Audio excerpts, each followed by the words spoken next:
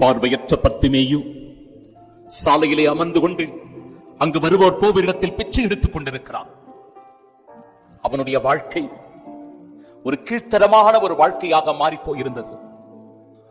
ஆனால் இயேசு ஆண்டவர் அந்த பக்கமாக வருகிறார் என்ற கேள்விப்பட்டவுடனே, அன்பு சகோதர சகோதரிகளே, அவன் எழுப்பிய குரல், இயேசுவே தாவீதின் மகனே எனக்கு இரங்கும் என்று கத்தினான்.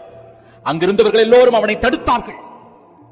ஆனால் இறை வார்த்தை சொல்லுகிறது, இயேசுவே தாவீதின் மகனே எனக்கு இரங்கும் என்று இன்னும் உரக்க கத்தினான். நம்முடைய விண்ணப்பம் ஆண்டவருடைய திருமுன்னிலையில் எழ முடியாமல் தடுக்கின்ற தடையாக இருக்கலாம்.